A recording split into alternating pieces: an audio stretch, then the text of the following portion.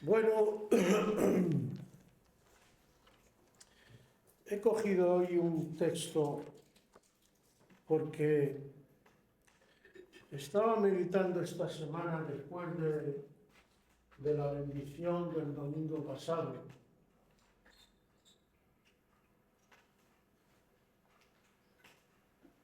Y por cosas, noticias y todo esto, me daba cuenta de con qué facilidad caemos y con qué facilidad nos convence el diablo a veces de sus mentiras. El ser humano es curioso, pero realmente tenemos un concepto de nosotros mismos que desde luego no se corresponde con la realidad y que no es desde luego un concepto bíblico, ¿no? Nosotros pensamos que podemos por nosotros mismos vencerlo todo, pero en estos tiempos, hermanos, y es lo que más me preocupa y sobre todo en la responsabilidad que me corresponde como pastor, en estos tiempos corren poderes diabólicos que están afectando a mucha gente y la cosa no es de ahora, viene de lejos, pero el caso es que la Biblia nos lo advirtió. La Biblia dice cosas en las que, claro, si ni siquiera meditamos y en algunos casos ni siquiera conocemos, pues es fácil que el enemigo nos sorprenda. Hay muchas posibilidades y muchas ocasiones de que el enemigo nos tienda una trampa y caigamos. Y una de las cosas, de las muchas que dice, por ejemplo, es que el amor de muchos se enfriará. Está escrito en la palabra. Otra de las cosas que dicen es que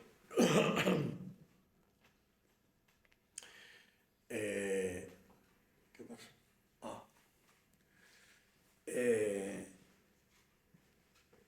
Que vendrá gente que a lo bueno llamará malo y a lo malo llamará bueno. Y bueno, esto yo creo que ya prácticamente se da en muchos sitios. Lo que antes considerábamos malo, como podría ser, qué sé yo, por ejemplo, la infidelidad, ¿no? El ser fiel en el matrimonio. Hoy la gente se descasa y se casa como quiere, a veces tristemente dentro de la iglesia, por ejemplo. En muchos casos ya, para ser más práctico, digo, ¿para qué nos vamos a casar? Me arrejunto, como dicen en mi tierra, 3 o 4 veces o cosas así.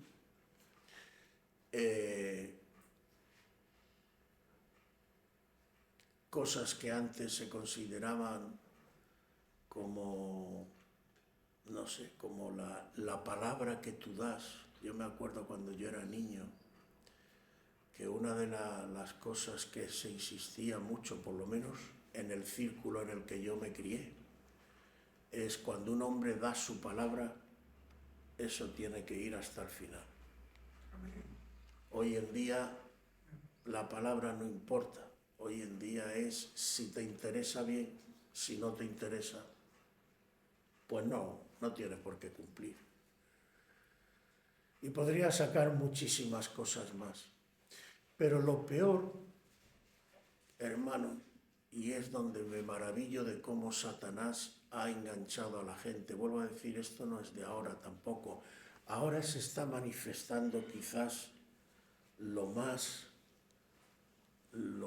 grosero, lo más gordo, lo más que también está en la Biblia puesto, por cierto. porque ya venimos de largo, ¿no? Satanás ha ido trabajando a la gente y hoy ya incluso hay gente que se llama cristiana y estoy seguro de que más de uno, si le preguntamos qué es ser cristiano, lo mismo no sabe ni contestarte. ¿Qué es ser cristiano? ¿Solo tener un apodo, un apellido? ¿O no significa nada ser cristiano? Hay muchas cosas, pero digo, la gente se ha ido dejando trabajar por el enemigo. Ahí intervendrían muchos factores en los que no voy a entrar, pero en la sociedad que vivimos actualmente, en Romanos se nos dice que por cuanto no tuvieron en cuenta a Dios, Dios los entregó Dios mismo a una mente reprobada, que la palabra que utiliza ahí en eso que se traduce por reprobado, se podría también traducir por una mente que no funciona bien, que está defectuosa. ¿Y cuál es la causa de esa mente y de esa forma de razonar? Pues el rechazar a Dios. Es así de sencillo. La gente a veces se vuelve loca, ¿no? Si tú rechazas la idea de Dios, tú no quieres oír hablar de Dios. Tú quieres oír hablar de otras explicaciones, de otras cosas, y sobre todo el que está enganchado con algún tipo de cosa, ya sea un vicio o ya sea una manía o una idea, lo que queráis, porque a veces nos fijamos solo en los vicios groseros, como podría ser la droga, el sexo, ¿vale? Si eso tiene su poder. Sí. Pero hay gente, por ejemplo, ¿qué le ocurre al apóstol Pablo cuando va a Atenas y entra con los filósofos allí? No me acuerdo la palabra, cómo era el sitio donde se reunían, y les habla de ese Dios que ellos tenían como no conocido, intenta hablarle un poco en su lenguaje, hasta que escuchan la idea de la resurrección de los muertos, y entonces eso no le cuadraba en sus esquemas. Y dice, no, bueno, de esto ya te escucharemos otro día, esto no. Esto no. Si tú nos presentas un Dios que es conforme a lo que nosotros nos gusta y razonamos, vale. Pero que tú nos muestres un Dios que no cuadra con lo que nuestros esquemas dicen, entonces no me hables de ese Dios. Y eso nos pasa mucho hoy en día. Que si no es lo que esperamos oír, lo que esperamos que se nos diga, no, esto no. Porque todos nosotros, hermanos, y es un poco lo que dice este texto,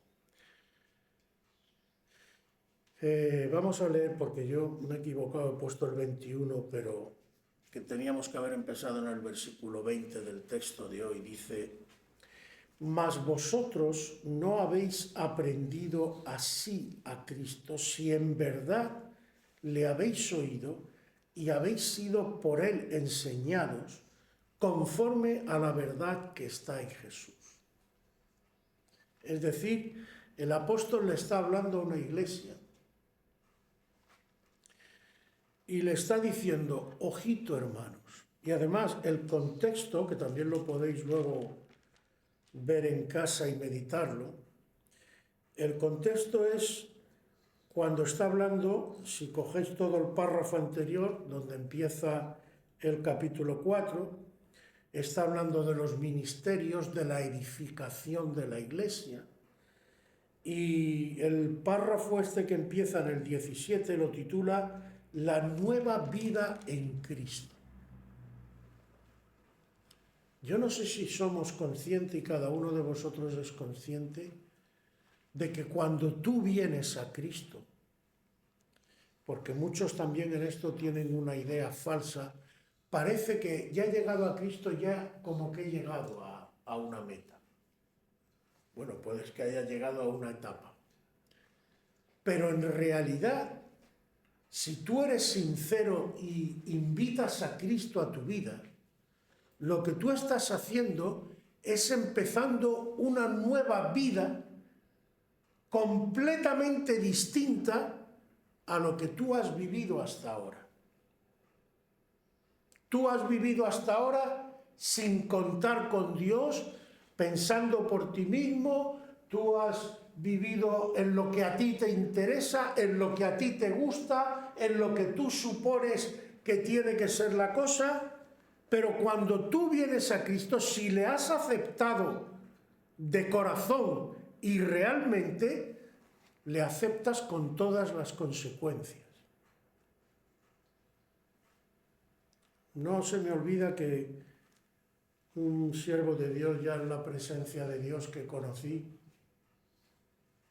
que se llamaba Alberto Araujo, una vez me dijo: César, hay gente que cuando viene al Señor solo le acepta como Salvador, pero no como Señor.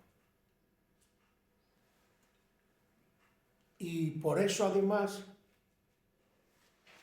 el que llama al Señor de verdad, de forma genuina, es signo de que te has convertido, porque hay gente que o no le llama Señor, o si le llama Señor, como el propio Jesús dice: ¿por qué me llamáis Señor, Señor, y no hacéis lo que yo digo? Y como está escrito también por parte del Señor, no todo el que me dice Señor, Señor entrará en el reino de los cielos. Porque tienes que decirlo de verdad. Tienes que hacerle Señor de tu vida. Tienes que vivir para Él. Y Él dirigirá tus caminos. ¿No está escrito incluso en Proverbio, el Antiguo Testamento, donde dice: encomienda al Señor tu camino y espera en Él, y Él hará? No te fíes ni siquiera de tu propia prudencia. Leedlo. Proverbios 3, si no recuerdo mal. Leed todo ese párrafo y meditad en ello. Entonces, si de verdad has venido a Cristo, si eres discípulo de Cristo, no un cristiano de nombre,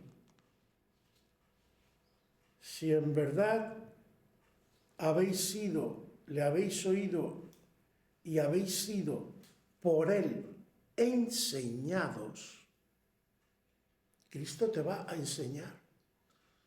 Cristo es tu maestro, no es el pastor. Yo solo puedo ser, en el mejor de los casos, un instrumento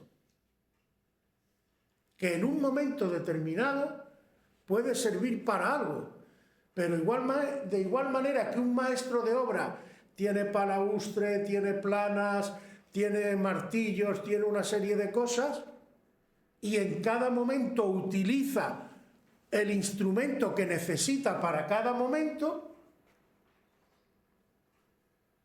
el maestro ni es el martillo, ni es el palaustre, ni es la plana, ni es ninguno de esos instrumentos. El maestro es el que usa eso para hacer la edificación.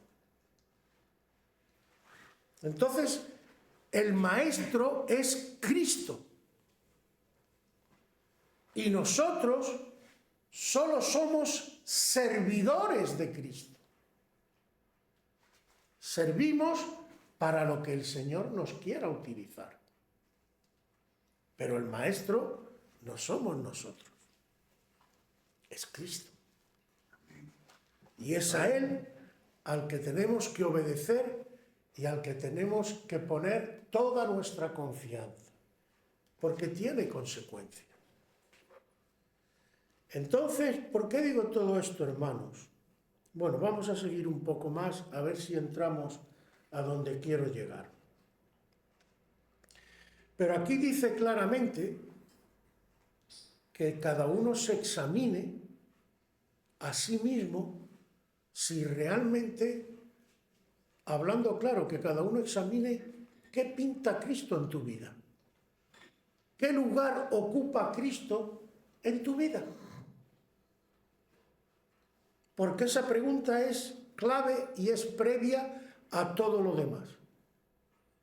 Si Cristo ocupa un lugar en la fila, no sé, primero está, yo qué sé, tu economía, primero está tu esto, primero está lo otro, y a Cristo lo pone en el último lugar, bueno, pues Cristo está en el último lugar.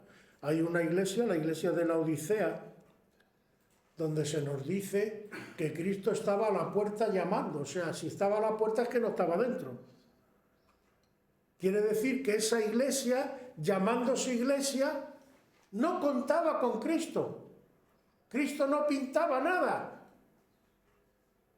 Y Cristo le tiene que decir, para abrirle los ojos, hasta en eso muestra su amor el Señor. A veces nos equivocamos cuando decimos, el Señor nos regaña o el Señor que... Si el Señor te regaña, seguro que es por amor. Porque el que verdaderamente te ama, yo no sé cómo tú lo ves, pero mi madre me acuerdo que me decía mucho, quien bien te quiere, te hará llorar. Hoy una de las ideas falsas, mentira de Satanás que tenemos, es que no puedes incomodar a nadie, no puedes ofender a nadie, a los niños no los puedes ni estornudar encima, no sea que el niño sea, no sé, tenemos una idea completamente falsa. Si tú ves a tu hijo, Dios no lo quiera nunca, bien enganchado, por ejemplo, en la droga, ¿tú crees que diciéndole a todo que sí y que consintiéndole en todo y que bueno, hijo mío, ¿qué vamos a hacer? ¿Qué necesitas para la droga? Toma, yo te doy, y tú te estás arruinando y tu hijo sigue en lo mismo? ¿Tú crees que eso es amor? Pues te lo voy a decir a las claras, eso no tiene nada que ver con el amor. Y mucha gente no entiende a Dios porque tiene una idea falsa de lo que es el amor. Porque su mente razona conforme a los patrones del mundo. ¿Qué está pasando hoy? Bueno, hoy ya se ha roto todo. Esto era de lo que voy a contar es de hace unos años ya para atrás. Hoy ya se han roto más barreras. Pero yo no sé si quizás como reacción a lo mejor a lo que se pasó aquí durante Franco y todo esto, la gente se ha ido completamente al otro lado. Y a los niños hoy ya, nada. ¿Sabes lo que ocurre cuando tú mimas a un niño desde pequeñito y le ríe todas las gracias? Que lo que estás creando es un tirano. Porque ese niño no está acostumbrado a escuchar nunca un no de su padre. ¿Y qué ocurre? Que en el fondo, cuando en la vida después está acostumbrado a que le pide a su madre y a su padre lo que quiera y el padre y la madre, bueno, toma, todo lo que quieras. ¿Qué ocurre cuando el padre y la madre no están? Y no tiene quien le dé lo que él quiere y no está acostumbrado ni a conformarse, ni a quedarse sin lo que quiere. Y ya no tiene 5 añitos, ahora tiene 20 y tantos añitos. ¿Qué va a hacer? Pues yo creo que la deducción es muy lógica. Hacerse un delincuente. Yo tengo que tener lo que yo quiero no puedo soportar no tener lo que yo deseo y lo que tengo que buscar es un medio para obtener lo que yo quiero. Tiene consecuencia lo que hacemos, pero no lo solemos meditar. Por eso la Biblia dice que Dios castiga al que recibe por hijo, disciplina, es decir. Y bueno, hoy en día también hay hasta que especificar las cosas. La Biblia no dice que tú maltrates a tu hijo, dice que lo disciplines. ¿Y qué significa disciplinar? Pues más de una vez decirle que no, te pongas como te ponga, es no y no. Y tienes que aprender a saber que cuando no tienes cosas, el mundo no se hunde, tú puedes seguir viviendo y te vas a fortalecer interiormente y vas a aceptar que no siempre te puedes salir con la tuya. Ah, pero eso hoy en día, eso ni lo nombres. Pero claro, así están saliendo las generaciones que están saliendo y luego nos extrañamos. Pero cuando tú vienes a Cristo, la pasada manera de vivir se tiene que quedar atrás. ¿Qué sigue diciendo el texto? Versículo 22. En cuanto a la pasada manera de vivir, despojaos del viejo hombre que está viciado conforme a los deseos engañosos. Deseos engañosos. Es que además, qué exacta que es la palabra del Señor. Es que es tremenda. Cómo afinan. Y renovaos en el espíritu de vuestra mente. Y vestíos del nuevo hombre creado según Dios, en la justicia y santidad de la verdad. Por lo cual, desechando la mentira, hablad verdad cada uno con su prójimo, porque somos miembros los unos de los otros. Airaos si hay alguna injusticia, pero no pequéis. No se ponga el sol sobre vuestro enojo, es decir, no dejes que tu enojo llegue a más del día en el que está. A la caída del sol se tiene que acabar tu enojo. No dejes que el enojo te domine. No dejes que la ira eche raíces dentro de ti. Ni deis lugar al diablo. El que robaba, que no robe más, sino que trabaje, haciendo con sus manos lo que es bueno, para que tenga que compartir con el que padece necesidad. Ninguna palabra corrompida salga de vuestra boca, sino la que sea buena para la necesaria edificación, a fin de dar gracias a los que te oyen. Y no contristéis al Espíritu Santo de Dios, con el cual fuisteis sellados para el día de la redención. Es decir, hermano, se tiene que ver el cambio si realmente estamos en Cristo. Y tenemos que dejar el espíritu religioso ya definitivamente y de una vez. La verdadera vida cristiana no consiste en venir a los cultos, aplaudir mucho, hacer muchas cosas y seguir como si no pasara nada. No.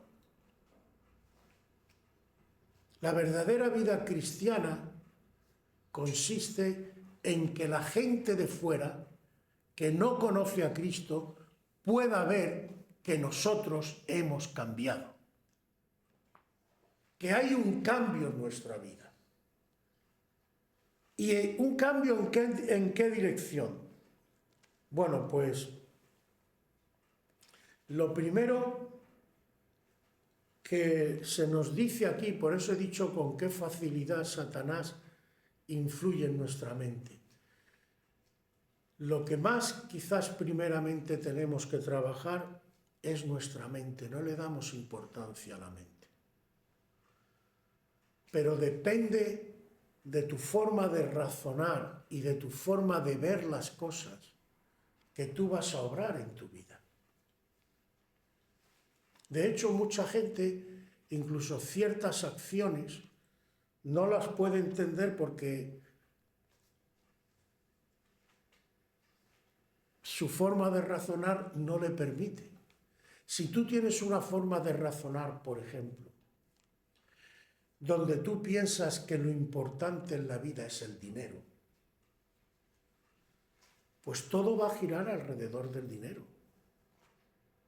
Aquí pasó algo, yo no conocí mucho, pero me contaron de que cuando aquí tocó la lotería en Campello un año, 2 hermanos estuvieron a punto de matarse el uno al otro por el dinero, y eran hermanos. Cuando el centro de tu vida es el dinero, tú lo haces todo por el dinero y no te importa ni familia, incluso si hace falta. ¿Cuántas familias se han deshecho por una herencia? Por ejemplo. Ahora, si en tu mente la familia es más importante, cuando llegue una situación de ese tipo, ¿tú qué vas a hacer? Bueno, el dinero no me importa tanto, prefiero mi familia. ¿Veis cómo la forma de pensar influye en lo que tú haces? Y tu forma de pensar está marcada por el espíritu que te guía. Por ejemplo, una persona que es depresiva tiene un espíritu depresivo. No sé si te ha pasado alguna vez, a mí me ha pasado porque he conocido más de uno. Conocí una hermana además en el Señor que estaba casi siempre depresiva. Y una de las cosas que me llamó mucho la atención es que yo iba, hablaba, venga hermana, tal, no sé qué, Cristo va, le daba una explicación allí y ella, sí. Vale, ¿te has animado un poquito? Sí, César, sí. Me iba, volvía a lo mejor a la media hora y todo lo que yo le había dicho, la había cogido, le había dado la vuelta y lo había puesto todo en negativo. Y yo digo, ¿qué pasa aquí? Esta mujer. Y ahí el Señor me habló. El Señor me hizo ver claramente, no es su mente razona, pero su espíritu tiene tendencia a llevarlo todo a ver lo negativo, no ve lo positivo.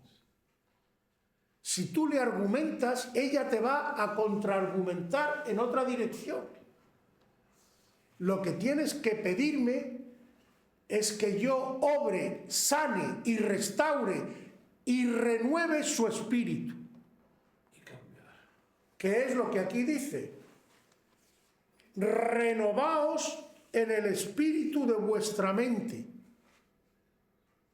Cuando vienes a Cristo, tienes que renovar tu forma de pensar, tu manera de razonar, porque todos tenemos algo y todos estamos marcados por varias cosas, además, por tu familia, por tu cultura, por la época en la que vives, con las filosofías que hay. Hay una serie de cosas que han influido a tus experiencias. Que hay experiencias que pueden ser atroces. ¿Qué pasó, por ejemplo, con la generación de jóvenes que fue a Vietnam de Estados Unidos? ¿Cómo volvieron? Tocaos del ala. Cuando tú has visto martirizar a tu propio compañero que tiene al lado, y no es que te lo han contado, es que tú lo has vivido. ¿Qué pasa con la gente esta que ahora está desgraciadamente de actualidad de Valencia? El que ha visto a su hijo pequeñito cómo se lo lleva el agua. ¿Cómo va a estar esa persona? ¿Me entendéis? Por eso Dios tiene que hacer una obra de restauración y de renovación del espíritu que guía tu mente. Tenemos que ser sanados. ¿Y cómo se hace esto? Básicamente, para no alargarme mucho más tampoco, te voy a dar 3 cosas que son fundamentales en la obra que el Espíritu Santo tiene que hacer. Aquí habla de enseñar. Es decir, Cristo, el Espíritu Santo dentro de nosotros. Hablemos más exacto. Tiene que hacer una obra de enseñarnos por un lado, pero también de renovarnos, de hacer algo nuevo dentro de nosotros, porque hay cosas que están dañadas, aunque nosotros a lo mejor ni lo vemos, pero está ahí y está dañado. Entonces, ¿qué podríamos decir que va a usar el Señor? Bueno, lo primero que Él necesita es nuestra fe. ¿Por qué Dios pide fe? Porque si no hay fe, que es casi lo mismo que confiar en Él, pero de verdad, por eso digo que no vale, como dice aquí, si en verdad le habéis oído y habéis sido por Él enseñado, es decir, si hay una experiencia real de confianza en Cristo, porque si no es una experiencia real, es decir, si yo vengo a la iglesia por venir, por compromiso, por lo que queráis, me da igual. Si el motivo de venir a encontrarte con Dios y con los hermanos no es el hecho real de que tú tienes una confianza personal tuya en la persona de Cristo, todo lo demás no sirve para nada, no vale para nada y no tiene efecto ninguno. Estás en un camino religioso. Muy bien, pues sigue ahí si quieres. Tienes que depositar tu confianza con todo lo que ello supone. Es decir, a partir de ese momento, tu experiencia de vida en todos los momentos y en todas las circunstancias de tu vida, es decir, cuando vas a trabajar, cuando vas a pasear, cuando vas con los amigos, cuando vas con los vecinos, cuando vas con la familia, todo tiene que estar confiado a Cristo. Amén. Y descansar en Él. Y aprender con todo lo que la experiencia que Dios va a ir trazando, te va a ir mostrando, aprender lo que Él te enseña. Ahora, la fe. La fe te lleva a descansar en Dios y a vivir una vida espiritual, que no es una vida carnal. Es decir, si tú confías en Dios más que en cualquier otra cosa, no vas a confiar en tus propios deseos, no vas a confiar en tus propios criterios personales, ya sean culturales, familiares o lo que sea. Pero claro, también me dirás, bueno, César, vale, pero entonces, ¿qué pasa? Yo me olvido de todo lo que he vivido hasta ahora y me quedo en el vacío. No, ahora voy a lo que tiene que venir después. Pero el hecho de que tú pongas tu confianza en Jesús para cualquier cosa es básico, es elemental. Y una confianza real. Y esto lo vemos en el propio Cristo. Hermanos, os he dicho antes que Cristo es nuestro Maestro. No te fijes en nadie más, fíjate en Cristo, léete los Evangelios. ¿Estamos de acuerdo que Cristo nació por obra milagrosa del Espíritu? ¿Estamos de acuerdo? ¿Estamos de acuerdo que el que movía a Cristo era el Espíritu Santo? Vale. Bueno, Pues Cristo, aun teniendo la plenitud del Espíritu Santo, como hombre, ¿qué le ocurre, por ejemplo, con 12 añitos? Que va con los padres a Jerusalén y se queda donde se queda. ¿Os acordáis de lo que pasa ahí? Se queda en el templo, ¿qué? Aprendiendo. ¿Vale? Entonces, ¿qué estaba aprendiendo allí con los maestros?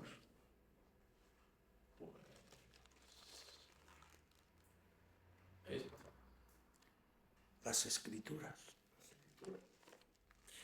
Entonces, primero la fe.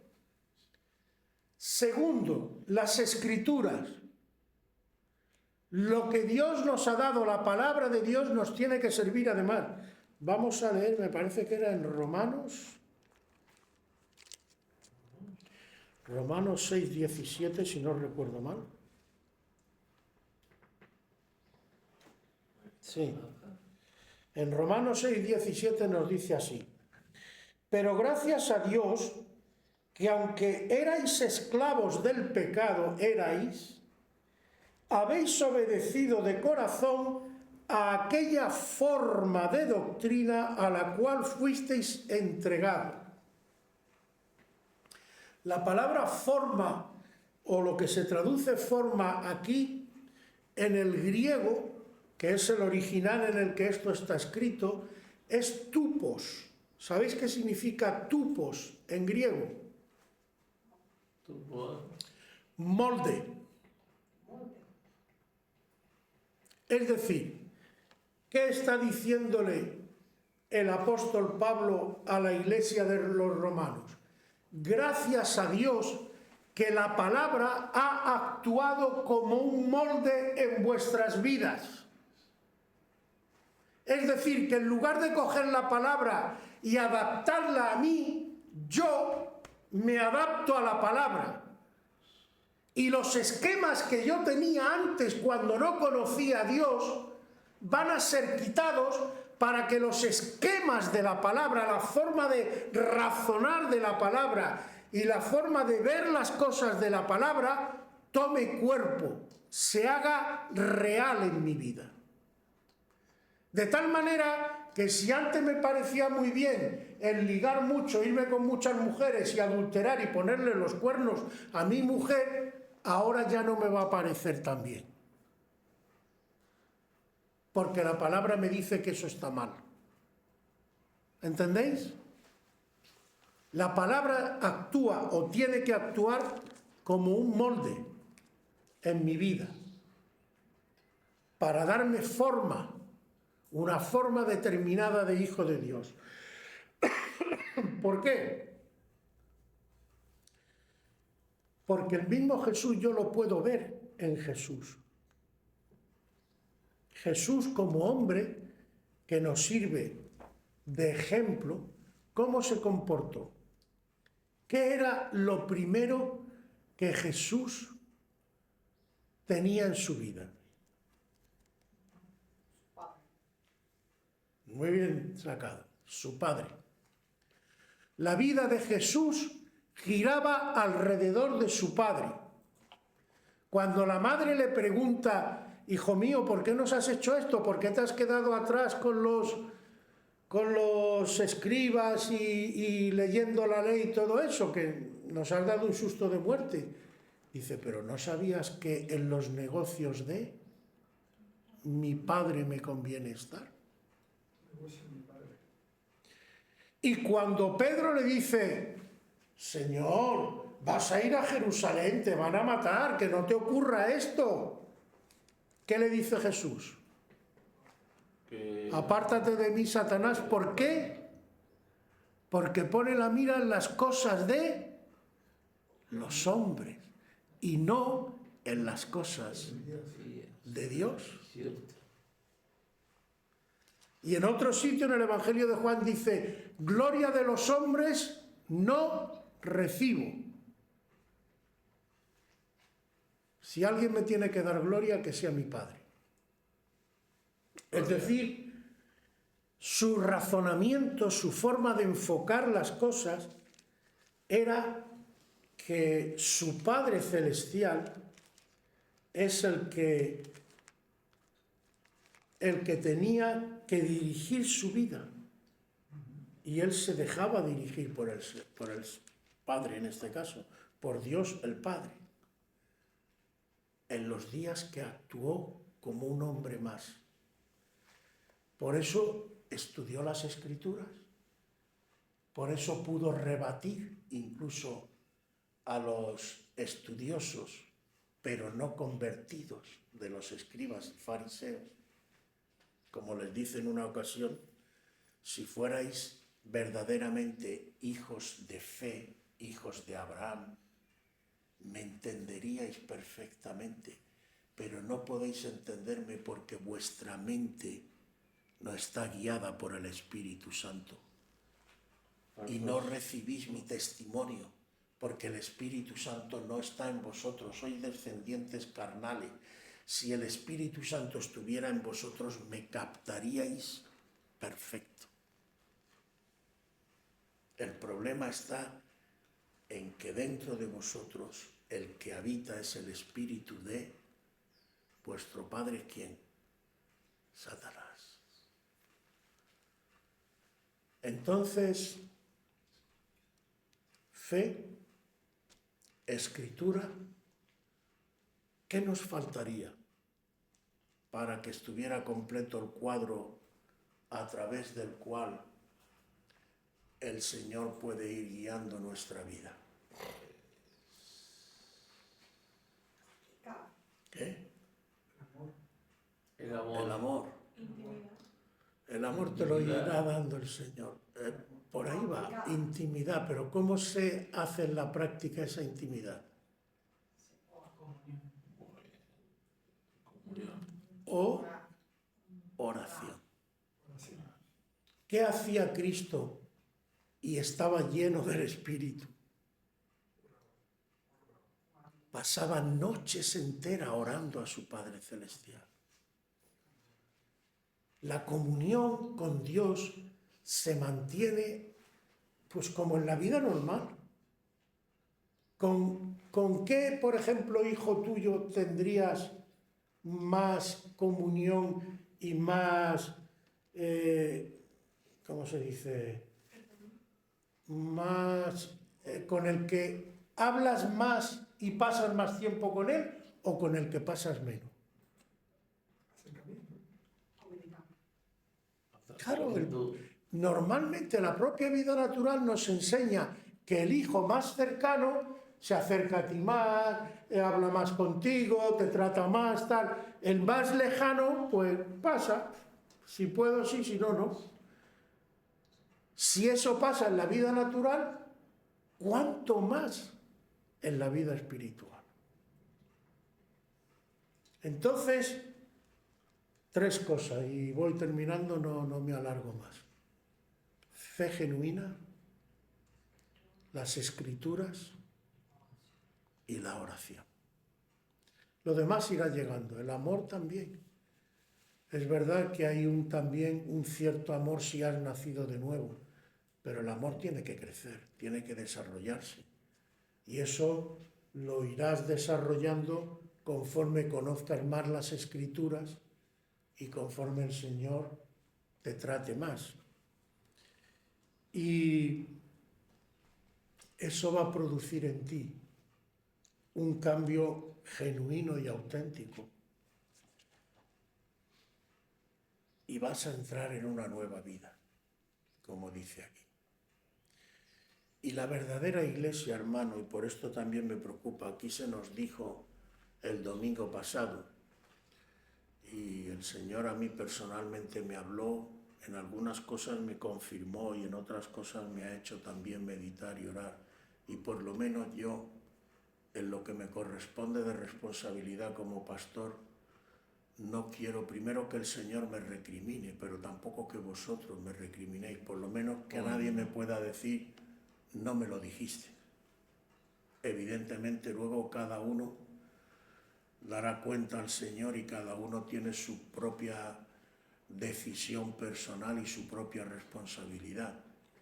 Pero la Iglesia en general es llamada en las Escrituras a crecer, a madurar, a alcanzar una meta que Dios nos ha puesto.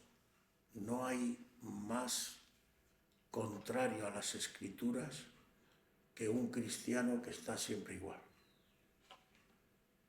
El cristiano tiene que estar siempre creciendo, desarrollándose, madurando. A veces lo cantamos, pero yo no sé si somos conscientes de lo que cantamos. Señor, le decimos, que yo me parezca cada vez más a ti, que ya no sea yo, sino tú. Amén. Eso implica un crecer. Entonces, hermanos, tenemos que tomarnos esto en serio, y más con los tiempos que estamos viviendo, donde cada vez hay más confusión. ¿Por qué? Y con esto termino. Pues muy sencillo, porque ¿cómo combatimos la confusión o cómo impedimos que la confusión, que también la podemos comparar a las tinieblas que no nos permiten ver, con qué se combate las tinieblas? Con la luz. Lámpara es a mis pies tu palabra. Esto actúa como una luz, esto evita la confusión, porque esto te crea unos esquemas que vienen de Dios y elimina los esquemas que vienen de Satanás. Y te ayuda a pensar de una manera diferente a como piensa el mundo. Y por ser franco, en algunas ocasiones te va a doler. Pero a veces es necesario que pases dolor para que ese cambio te produzca bendición. Yo cuando vine al Señor era muy liberal, para mí no había problemas en muchas cosas. Y lo que hoy veo, lo que me hacen, al contrario, es comparar y decir, gracias que me libraste, Señor. Pero yo había cosas, bueno, ¿y por qué hombres y mujeres no podemos tener relaciones libres, sexuales, y no sé cuándo, y no sé quinto? Yo era de esa manera de pensar. Pero el Señor me salió y me dijo, lee y medita. Y mira además, tan tonto no eres, algo de cerebro tienes. Mira las consecuencias. Si verdaderamente toda esta filosofía, todas estas doctrinas modernas que están saliendo tienen la razón, la sociedad tendría que estar mejor, ¿no? La gente tendría que estar más equilibrada, la gente tendría que estar más sana, las familias tenían que estar más a gusto. Entonces, si tienen la razón, ¿por qué estamos como estamos? ¿Dónde está el problema? ¿No está haciendo la gente lo que quiere? ¿No es libre? ¿No se ríe de las normas de Dios? ¿Dónde está el problema? ¿O es que acaso no tienen razón y quien sí tiene razón es el Señor? Amén. Amén.